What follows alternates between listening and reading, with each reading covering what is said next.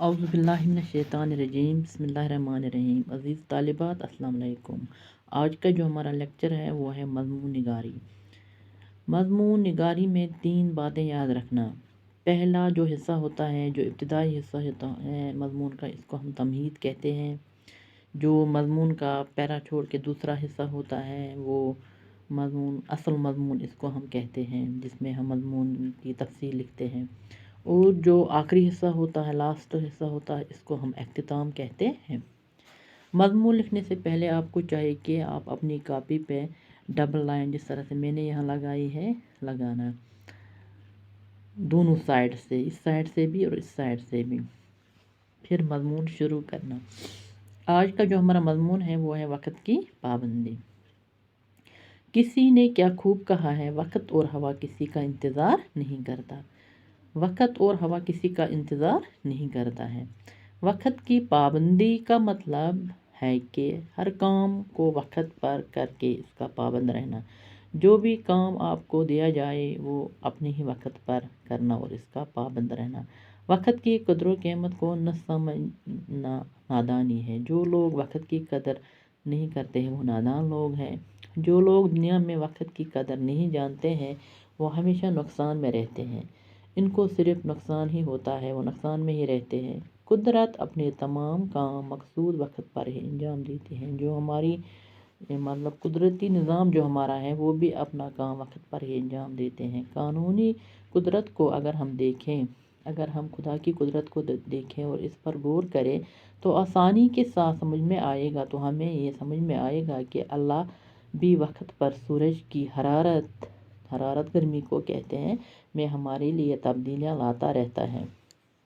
کچھ وقت صبح آفتاب کھسان دن کی شروعات ہوتی ہے، کچھ وقت کمی گژھان گرمی میں، کچھ وقت زیادہ لگان ہے، یعنی وقت پر صبح سورج طلوع ہوتا ہے، طلوع ہونا گو چڑھ جانا، سورج چڑھ جانا، اور وقت پر شام کو غروب ہوتا ہے۔ یہ ایک مخصوص وقت ہوتا ہے جب صبح سورج چڑھ جاتا ہے اور شام کو غروب ہو جاتا ہے۔ چنانچہ نظامی کائنات ہم دنیا کو کہتے ہیں، کائنات بھی وقت کا پابند ہے۔ وقت ہر موسموں کے تغیر کو عمل میں لا کر زمین سے اناج، غلہ اور ہر قسم کی کھانے کی چیزیں ہم اللہ کی مرضی سے حاصل کرتے ہیں۔ یہ اللہ کو پتہ ہے کہ مجھے کس وقت بارش برسانی ہے، کس وقت خشک سالی ہوگی، کس وقت دھوپ ہوگا، تو اللہ ہی وقت پر ہی وہ یہ سارا کام انجام دیتا ہے۔ وقت پر اگر ہم بیج نہ بوئے تو فصل نہیں اگ سکتی۔ اگر ہم اپنے کھیتوں میں وقت پر بیج نہ بوئے تو وہ پھر فصل جو ہے وہ اگ نہیں سکتی ہے۔ کہ اگر اپریلس مجھ بیول وون اس وقت تو وہ جونس من پتہ گژھِ ات لیٹ، سو ہیٚکہِ نہٕ اگر کھسہِ تہِ مگر پَپہِ نہٕ کینٛہہ، کیازِ اس کا کوئی اپنا وقت ہوتا ہے۔ اگر وقت پر بچے کی تعلیم و تربیت پر دھیان نہ دے تو وہ بچہ بڑا ہو کر جاہل، ان پڑھ، گنوار اور بے تربیت ہی رہتا ہے۔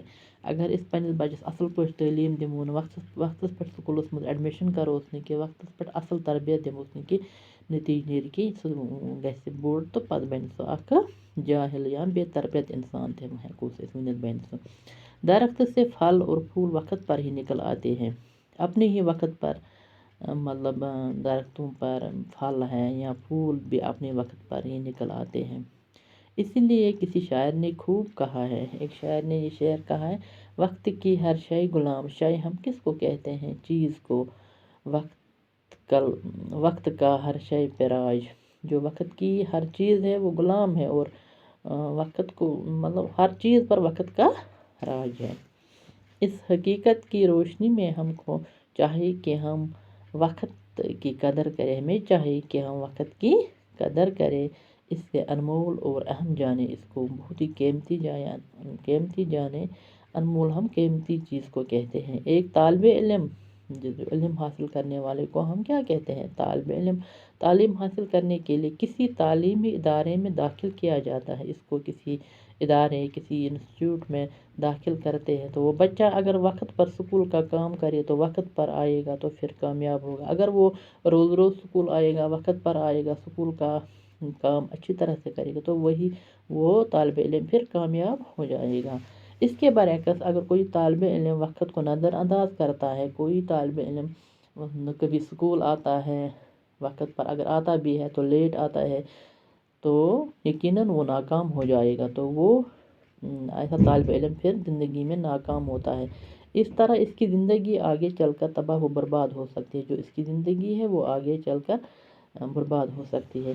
یہ محض امتحان کی بات نہیں، صرف امتحان کی بات نہیں بلکہ زندگی کے ہر مرحلے میں وقت پر کیا جانے والا کام اچھا پھل لاتا ہے۔ جو بھی کام اپنے وقت پر کرتے ہیں تو نتیجے نکلتا ہے کہ اس کا پھل جو ہے، اس کا رزلٹ ہے وہ اچھا ہی آتا ہے۔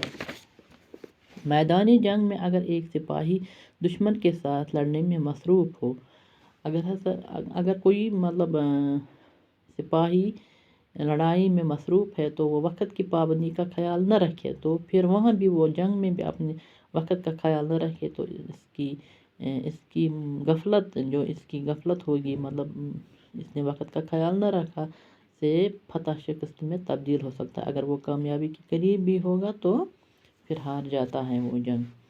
اگر کوئی شخص